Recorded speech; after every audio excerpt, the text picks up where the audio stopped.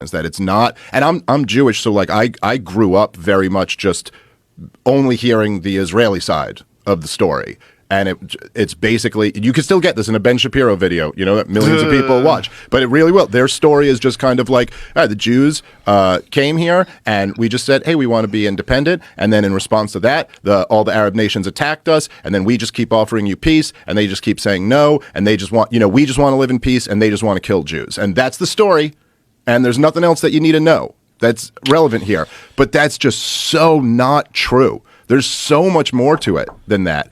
And if you're gonna tell this story and you want to zoom out and really understand what's going on here, it's just if you're going to ignore the fact that the creation of Israel involved kicking a whole lot of people out of where they were living at the time and had been living for hundreds of years, 750,000 Palestinian Arabs were kicked out of their land. Many of them were forced out. Many of them fled and then were never allowed to come back. And this was in 47? Well, it started in 1947 to the United Nations. And the United Nations was a brand new organization, or like a year old or something like that. And they had no authority to like create states out of nowhere. It was a recommendation.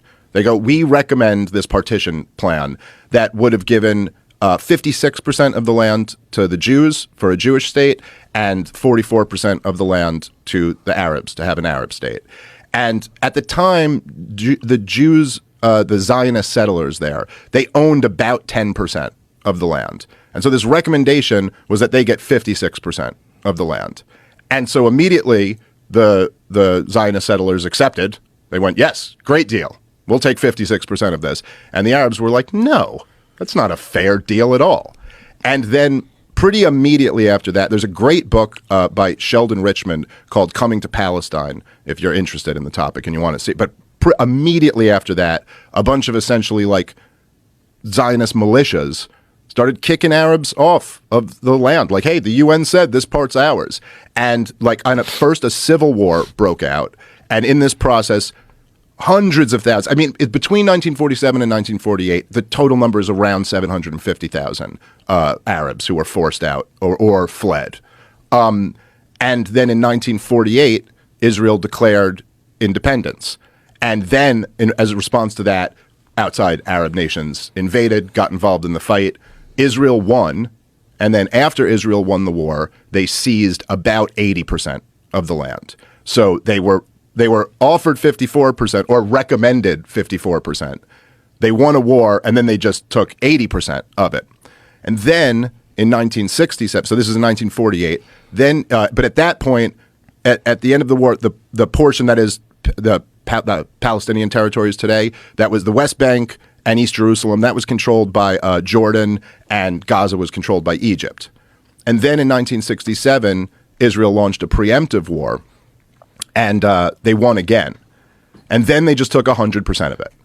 And then they just took control of the West Bank, all of Jerusalem, and Gaza.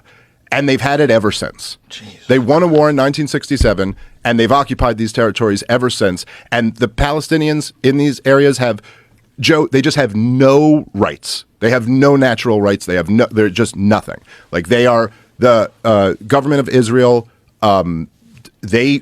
For most of the time, they were literally occupying it with the IDF, not worse than martial law, because it's like a foreign military, like foreign occupation.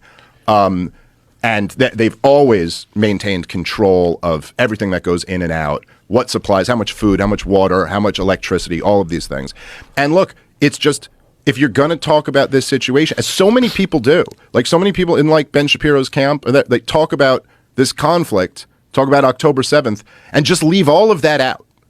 And if you do that, you're just not really having a conversation about what's going on here. You know what I mean? Like you can never really like grapple with the situation if you don't at least acknowledge that this is what's going on. And then they just get sucked into like the dumb George W. Bush, you know, they hate us for our freedom and, you know, all that. And you're either with us or you're with the terrorists. It's the same mentality of that. You're either against Hamas or you're, you know, for Hamas or something like that, which is pretty stupid.